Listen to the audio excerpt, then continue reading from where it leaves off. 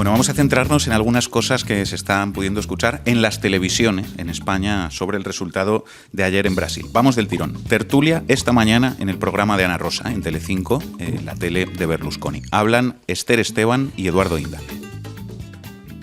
Pero de verdad, que ver a estos dos personajes, a mí, yo, de verdad, o sea, es que da como grima los dos, cada uno por una cosa, porque ves a Lula y sabes su pasado, y ves a Bolsonaro y sabes su presente, por lo tanto, en fin, ejemplares ninguno. Vamos, es que el drama de los brasileños es que tienen que elegir entre un loco y un ladrón. Un ladrón porque, oye, el señor Lula fue condenado por corrupción, luego en un mejunje se le medio exoneró, pero es un ladrón y está comprobado que recibió comisiones de Petrobras y de todo el entramado que había de corrupción en toda América Latina con Odebrecht, es decir, que es un corrupto. Sorpresa, Eduardo Inda mintiendo en directo en tu televisión. Eduardo Inda mintiendo en directo. No puede ser. Es increíble. Dice, dan como grima los dos. Sí, es un ladrón y es un corrupto. Es que Lula, tras ser encarcelado con un proceso de lawfare, fue absuelto de todas las causas que tenía en su contra. Dice, se le medio exoneró, ¿no? Se anularon todos los juicios. Pero este tipo sigue diciendo que es un ladrón y es un corrupto en un programa que ven cientos de miles de personas y no pasa absolutamente nada. Es increíble. Así son las cosas en España, amigos. Es una práctica habitual y perfectamente legal sentar en los platos de televisión a mentirosos profesionales para que engañen a la gente con total impunidad.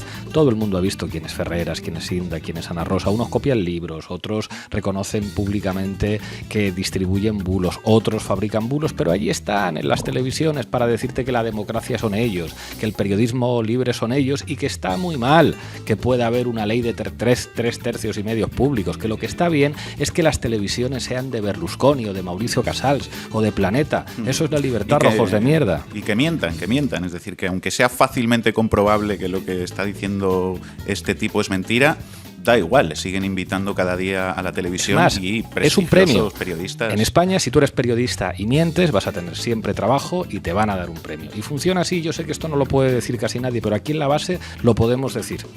Y te tienes a mentirosos debatiendo con otros periodistas, ¿no? Es decir, los hechos y los hechos alternativos, la verdad y la mentira, convertidas en simples opiniones igualmente válidas. Y los otros periodistas que debaten con los mentirosos bien calladitos, porque como se les ocurre llamar mentirosos a los mentirosos, resulta que no les llevan más y dejan de cobrar, porque así es el capitalismo, ¿verdad, amigos? En fin, hay otro elemento más en ese corte que a mí me parece también relevante, y es esa equiparación que hacen, ¿no?, entre un ultraderechista como Bolsonaro y un progresista como Lula, que tampoco es que sea Lenin, ¿no? Tiene un programa, digamos, socialdemócrata. Bueno, que Lula lleva además a un vicepresidente que es Geraldo Alckmin, que no es que sea precisamente muy izquierdista, o sea, es más bien de centro-derecha. Sí, por decirlo suavemente, pero aún así se plantea la elección como entre dos extremos, ¿no? Qué mal los brasileños que tienen que elegir entre estas dos representaciones opuestas del mal. Me recuerda a la viñeta aquella en la que alguien preguntaba a dos personas por sus ideas. Entonces un nazi con tatuajes nazis decía: yo soy racista, machista, fascista, islamófobo y homófobo. Creo que Hitler tenía razón y me encanta salir de cacería con los colegas y dar palizas a toda persona que sea o piense diferente. El otro decía: yo estoy en contra de todo eso que estás diciendo. Y entonces la persona que había preguntado decía: Dios mío, sois idénticos.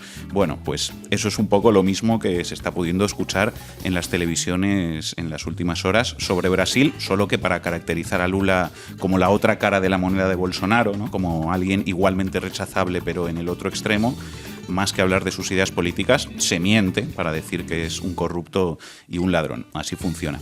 Y bueno, quizá podríais decir, pero eso es en Telecinco, que es el canal de Berlusconi, y encima es Inda, que es muy facha, ¿no? Es un ejemplo muy, muy extremo. Seguro que en otras cadenas se dicen otras cosas diferentes. En la televisión pública, por ejemplo, ¿no? Pues ya me adelanto a eso y os digo que no, que me temo que no se dicen cosas muy diferentes. Fijaos, Televisión Española esta misma mañana.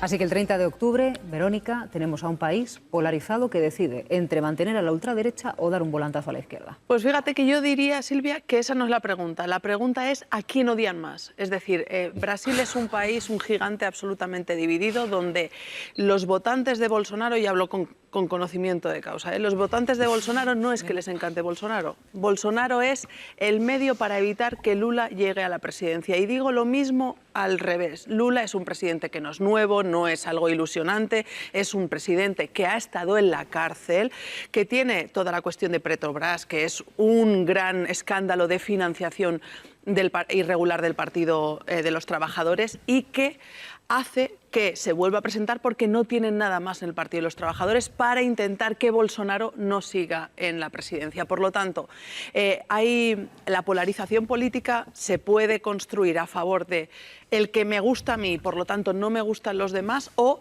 a quién odio más. Y creo que este es un ejemplo claro de cómo la polarización política se hace a través del odio al ajeno y, bueno, para eso voy a evitar a través de un voto que no me gusta, pero lo ejerce. Sí, básicamente yo creo que en estas elecciones se elegía entre lo malo y lo peor, porque son dos candidatos muy polarizantes. Yo creo que son dos perfiles clarísimos de populismo, en un caso de izquierdas y en otro caso de derechas, pero dos populistas. Bolsonaro, un hombre muy polarizante que además ya empieza a lanzar dudas sobre el escrutinio, sobre el recuento, lo cual es tremendo, porque dudar de tu propia democracia es peligrosísimo, ¿no? Y luego Lula, que es verdad que tuvo una presidencia, yo creo que con una primera parte no mala, en la que es verdad que hizo mucho por Brasil, sacó a mucha gente de la pobreza, recordémoslo, pero luego la segunda parte de su presidencia estuvo marcada por la corrupción, que le llevó a prisión. Es un señor que ha estado en prisión, ¿no? Es un señor que ha estado en prisión. Nelson Mandela también ha estado en prisión muchísimos años y algo habrá hecho seguramente, ¿no? Total, es que decir eso así, no sé qué pensáis, pero yo creo que es desinformar a la gente por completo, ¿no? Ha estado en la cárcel, no decimos por qué, no decimos que fue sin pruebas, no decimos que fue absuelto. Sacó a millones de personas de pobreza. Y eso polariza mucho.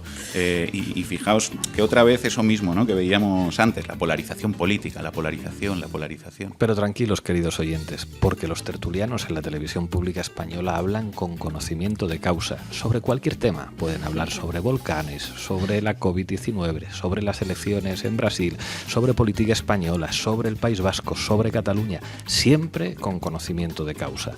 Y cualquiera que diga que manejan 3 cuñadeces como esquemas básicos para todas sus argumentaciones es alguien que está atacando la libertad de prensa. En fin, Bolsonaro polariza a la sociedad porque es de ultraderecha y gobierna para una élite extractivista y turbocapitalista, pero Lula también polariza pues porque estuvo en la cárcel, aunque lo metieran en la cárcel sin pruebas y aunque estar en la cárcel ha sido una cosa frecuente en la gente de izquierdas en Brasil y en España. Muchos dirigentes políticos antifranquistas también estuvieron en la cárcel contra la dictadura. Pero sí, la polarización política entre fascistas y demócratas, que es un marco que siempre funciona igual en Brasil y en el resto del mundo. Yo creo que ese marco mental, ¿no?, de la polarización es un estado de ánimo colectivo que se trata de instalar permanentemente desde el poder y que es nocivo para los intereses de las mayorías porque equipara a partidarios de la justicia social con ultraderechistas que no reconocen los resultados de las elecciones y los presenta como parte de un mismo problema frente a soluciones moderadas, entre comillas, que no es más que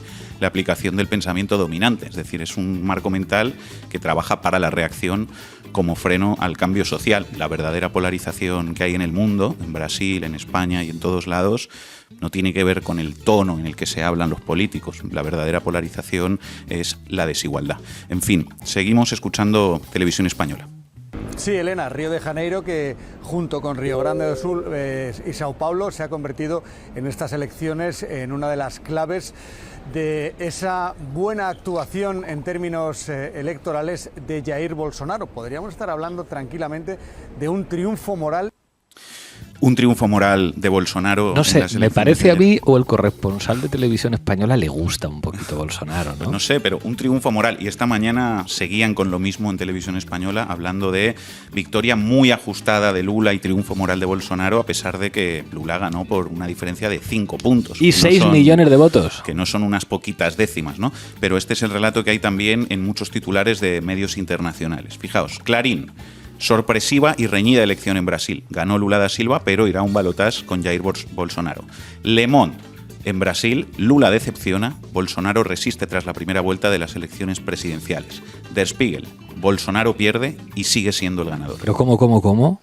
¿Cómo se puede perder y seguir siendo el ganador? Bolsonaro sigue siendo el ganador, ha hecho un gran desempeño. Sara, ¿puedes recordarnos cuáles fueron los resultados de Bolsonaro en la primera vuelta de las anteriores elecciones, las de 2018? Sí, bueno, en primera vuelta de 2018 Bolsonaro ganó con 17 puntos de diferencia sobre el segundo candidato, Fernando Haddad, mientras que ahora en la primera vuelta de 2022 ha perdido por 5 puntos de diferencia respecto a Lula y unos 6 millones de votos. Gran desempeño electoral de Bolsonaro, es el ganador moral. Es verdad que había encuestas que daban ganador a Lula por más diferencia, entonces entiendo que ese balance de que Bolsonaro ha tenido un gran resultado lo hacen en relación a esas expectativas generadas por las encuestas, eso es verdad, pero yo creo que ese relato de que Lula ha ganado por la mínima, que insisto, por la mínima serían unas décimas, no 6 millones de votos de distancia, en el fondo es un relato funcional a los intereses de Bolsonaro de cara a la segunda vuelta, porque a él le interesa precisamente generar un ambiente en el que parece que se ha quedado a punto de ganar a Lula y que es el vencedor moral de la primera vuelta, como repiten, como veis, muchos medios. Último corte de Televisión Española que vamos a escuchar. Parece que a algunos en la televisión pública, no sé, les gustaría suicidar ya a Lula. Estábamos hablando antes del futuro del Partido de los Trabajadores, en el caso de que desapareciera Lula. Es un poco prematuro hablar de ello. Es un poco prematuro decirlo, pero a ver si la va a palmar. Lula. En Televisión Española, después de que se produzca la primera vuelta de las elecciones en Brasil, empiezan a especular sobre la posibilidad de que Lula se muera. Es un poco prematuro, pero vamos con ello. Gracias, Manu. No te mueras.